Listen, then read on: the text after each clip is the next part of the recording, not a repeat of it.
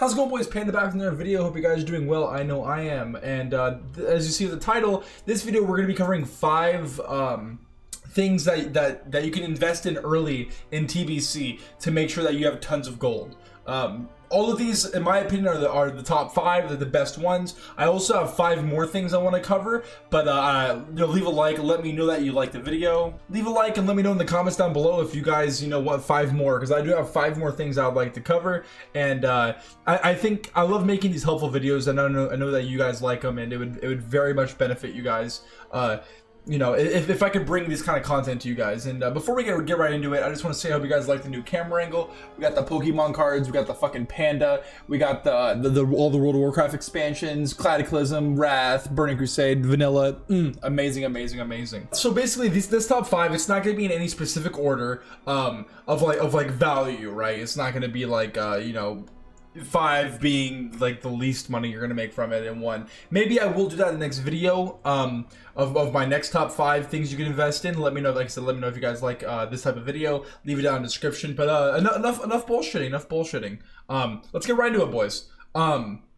So number 1. This number 1 is it really only matters if there's fresh TBC servers. Being if they allow you to copy paste your character over, hopefully not with your gold because that'll ruin TBC, but if they copy paste your character over with professions and shit, then this one's kind of out the window. But if it's fresh servers, all old world shit, basically, let me elaborate on that. Like cloth, wool cloth, linen cloth, all the cloths, those will be fucking skyrocketing, 20 gold a stack if not more. All ores, thorium, mithril is one you need to look out for too. That'll make you a lot of gold. All leathers, right? All the leathers, all the herbs, peace bloom, mage royal, all of those type of herbs, all the old world shit will make you money. Will make you a good amount of money, but keep in mind, this only has effect if it is brand new servers. If not, don't worry, because you got 4 other things that'll make you a good amount of money. So before we go on to number 2, I will have a picture up ahead, and so you guys know, those pictures up ahead are the best places to farm these as well. This is basically 5 things that you can invest in, and basically the best place to farm them. We all know Nagrand is a good farming area. I try to include areas that wasn't Nagrand, but it's still a good farming spot, because of course Nagrand's gonna be fucking overwhelmed with fucking farmers and botters and shit. So I try to find some other areas, other points of interest that are gonna make you a lot of gold. So let's get right into number 2. All of the primals and all of the moats. Basically, moats are used for tons of fucking shit and are very, very fucking important, and are gonna be worth a lot of money. So for the first one, in the primal category, primal air. The best place to farm that is the elemental plateau. I know it's Nagrand, but I tried, this is the best spot. It's out of the way, but it's the best spot. Next being Hand of Gul'dan, which is fire. Moats of fire, primal fires, that's another spot. And Skedis is where the best place, in my opinion, to get water. Also, if you have herbalism, let's say you have a druid that has alchemy and herbalism, Skedis is going to be your fucking home. Skedis is my little secret. Come here. I'll keep a little. If you guys can keep a secret, I'll tell you something. Skedis is a fucking gold mine. It is a fucking gold mine because the giant elites that walk around. If you're good enough to solo one of them, you can get moats from them and you can get herbs from them because you skin them, right? You farm their herb, right? So Skedis is the fucking spot. Okay, on to the next one. The Warfields. I'll have a picture on the screen for all of this. Warfields, which is the far right side of Hellfire Peninsula. I don't think the only way people are really going to be there is if, again, they're farming this shit, or if they're doing a quest. There's only one quest that takes you there, but it's pretty out of the way, and you'll be able to farm shadows, no problem. Next is for mana, which is the Kirin Var village. I'll have a picture on the screen. Really fucking good spot. Really fucking good spot. One of my favorites. Next is Primal Life, which is in the Dead Mire. Dead Mire is a super great spot. Mobs are super easy to kill, and killing mobs, which you're going to be doing for a lot of these quests, will yield like greens, epics even maybe, and blues, and all of those items will come in later in the video that you're gonna get from them. And obviously the grays sell for a lot of gold, and you'll get marks. You know, if you're farming in Shadow Moon Valley, you'll be getting marks of Sargeras, Mark of Illidan, you know, rings, stuff like that you could use for rep, which even more gold. I want to make a dedicated video about Shadow Moon Valley because it's a fucking gold mine right there, but that's for another video. So the problem with number 3 is that everybody's gonna be farming this, or they're not, right? There's no in between. If everybody farms this, I feel like the prices will drop, but knowing, you know, the meta of the auction house, they might still be high. But if nobody's farming this, you're gonna be fucking rich because everybody is going to be needing these for drums. It is the heavy Nothide leather and Felhide. So the best place to farm the heavy Nothide leather is in Netherstorm, the Ecodome.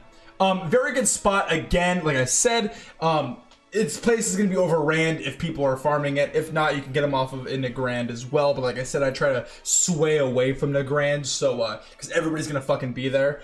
Secondly, Felhide, you're gonna be in Netherstorm, the Archon Ruins. I'll have a picture of both these on the screen. That's another place where you can get Felhide. Both of these are used to make drums, and drums will 100% be the meta. Everybody's gonna have drums, and if you're a rogue, you're basically useless in a PvE setting. So if you're a rogue, make sure you go leatherworking so you can get drums and make yourself a little bit more useful in raid. And you might even get yourself a raid spot inside of a guild because you went the extra mile. On to number 4, all herbs and fel lotuses. So I'll have, I think it's around like 4. It's 3. I'll have 3 pictures on the screens that you guys can see of fel lotuses. So.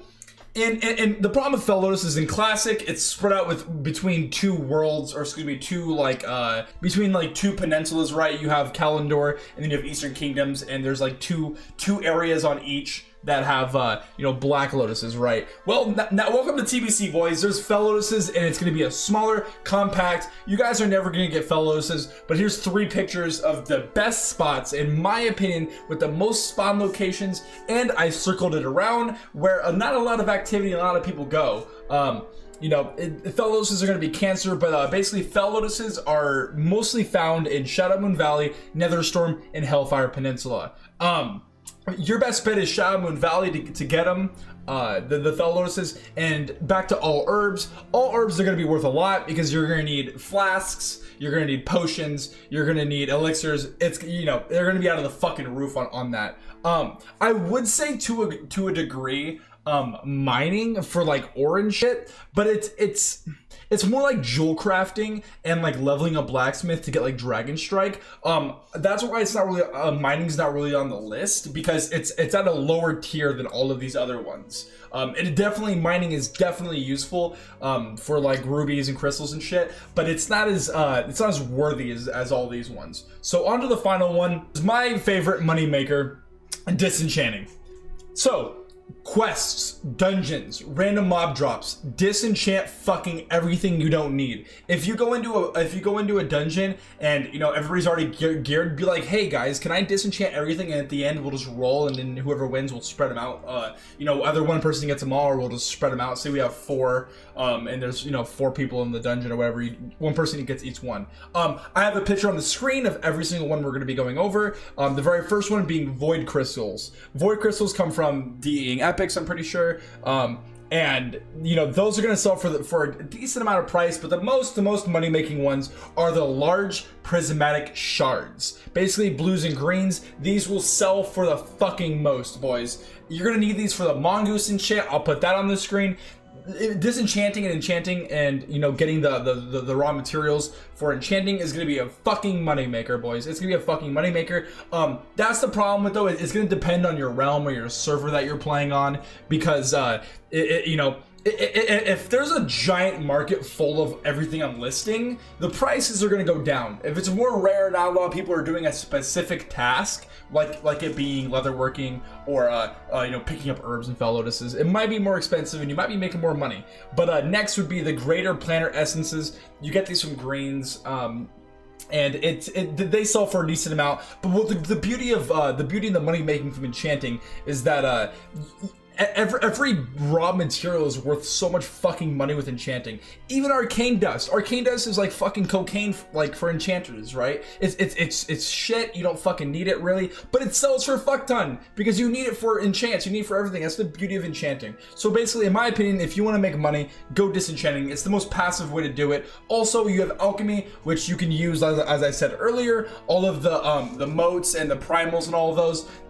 Once every day you can make a transmute, and it's worth like 100 to 150 gold each day. So that's there's gonna be a lot of gold in this system, and I just want to make this video. I'll make another top 5 if you guys like it. Go ahead and leave a like if you like the video, and subscribe if you want to see more videos like this. I got tons of it's a fucking gold mine for content. Yeah, Panda has a lot of TBC content on his YouTube. It's actually kind of like a gold mine of material.